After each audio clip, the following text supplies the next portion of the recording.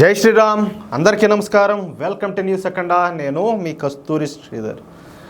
భారతదేశానికి కొన్ని దేశాలు సపోర్ట్ చేయొచ్చు. ఏది మనకు అత్యంత మిత్ర దేశాలు కొన్ని ఉన్నాయి. ఇప్పుడు సపోజ్ వచ్చేసి ఇజ్రాయెల్ కావచ్చు, రష్యా కావచ్చు, ఈ విధంగా కొన్ని దేశాలు ఉన్నాయి.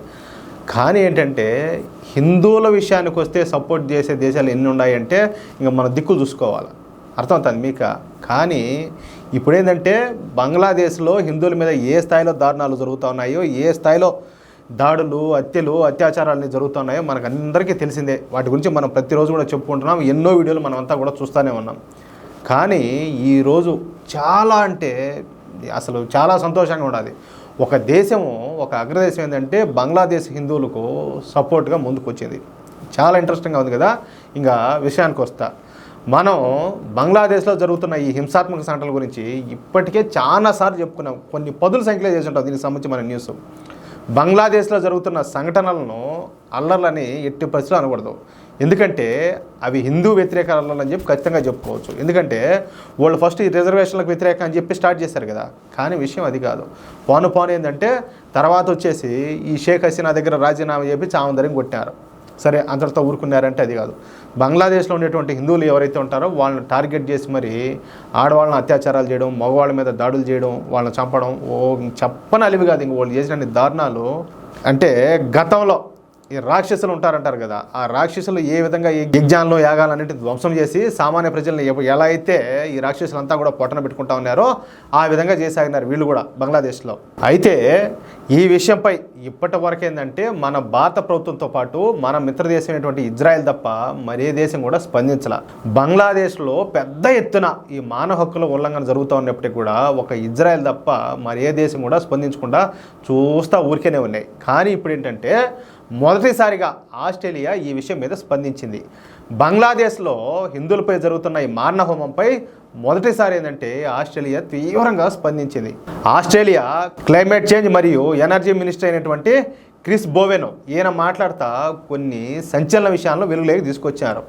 ఆయన ఆస్ట్రేలియా పార్లమెంట్లో మాట్లాడుతూ ఏమన్నారు తెలుసా? ఒకసారి ఇది వినండి, ఎవరు కూడా ఈ పాయింట్ అయితే మిస్ అవ్వద్దు. ఇప్పటి వరకు మనకు తెలిసిన లెక్కల ప్రకారం, అంటే ఎవరికి, ఆస్ట్రేలియా వాళ్లకు, ఈ మినిస్టర్కు తెలిసిన లెక్కల ప్రకారం బంగ్లాదేశ్లో 725 హిందువుల ఇళ్లను ధ్వంసం చేశారు. అలాగే 724 హిందువుల వ్యాపారాలను అయితే లూటీ చేశారు. అలాగే మరో 58 హిందువుల కుటుంబాలను అయితే నడి రోడ్డు మీదకి లాగి వాళ్ళ ఇళ్లకు నిప్పంటించారు. అలాగే 17 పవిత్రమైన హిందూ దేవాలయాలను నాశనం చేశారు. మరో 21 దేవాలయాలను లూటీ చేశారు. ఇవి మనకు తెలిసిన లెక్కలు మాత్రమే. నిజానికి హిందువులపై జరిగిన విధ్వంసం ఇంతకు 10 రెట్లు ఉండొచ్చు. ఇది చాలా తీవ్రమైన అంశం. బంగ్లాదేశ్లో జరుగుతుంది మానవ హక్కుల ఉల్లంఘన కాదు, అంతకు మించి నరమేధం జరుగుతుందని చెప్పి ఆయన చాలా అద్భుతంగా మాట్లాడాడు. చెప్పాలంటే ఆయన మాట్లాడినవన్నీ పచ్చి నిజాలు కదా అవన్నీ కూడా.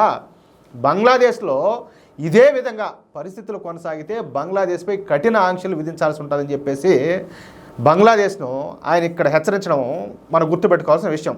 ఏదైతేనేమి మొదటిసారి మన మిత్రదేశమైనటువంటి ఆస్ట్రేలియా బంగ్లాదేశ్లో హిందువులపై జరుగుతున్న దాడులను గుర్తించి ఈ ప్రపంచానికి తెలియజేసింది. అంటే ప్రపంచం ముందు నాయన ఈ మారి ఆడు జరుగుతున్నాయరా, వాళ్ళ మీద అయితే మనం ఖచ్చితంగా యాక్షన్ తీసుకోవాలని చెప్పేసి వాళ్ళు ముందుకు వచ్చి మాట్లాడడం ప్రతి ఒక్కరు కూడా గుర్తుంచుకోవాల్సిన విషయము.